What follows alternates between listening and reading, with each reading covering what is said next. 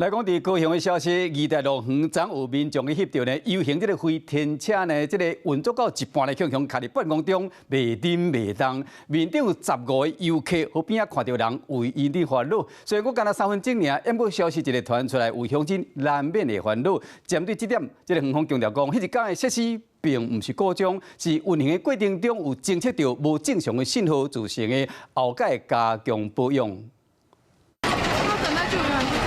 游客调整到一半，所向卡伫咧半空中，有离型的飞天车袂叮袂当，民众伫咧下骹看，嘛看甲心惊惊。那个工作人员为什么不是广播？伫咧半空中无正体，这是高雄宜大路园，昨中到12点外，园区内底极限挑战的设施发生意外，当时拢总有10位游客受到影响。虽然敢若停3分钟，不过对伫咧空中的游客来讲，每一秒拢歹过。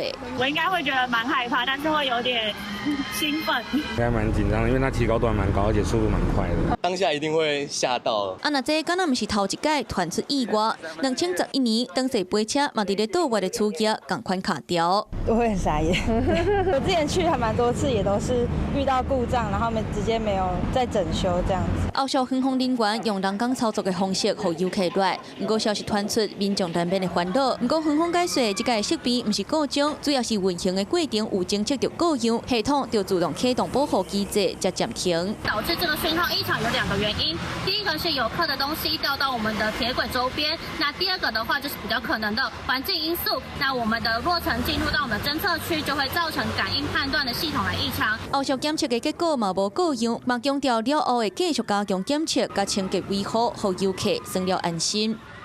Hello， 我是陈雅玲。想要抢先掌握最及时的新闻资讯吗？赶快订阅、按赞、开启小铃铛，锁定华视新闻 YouTube 频道。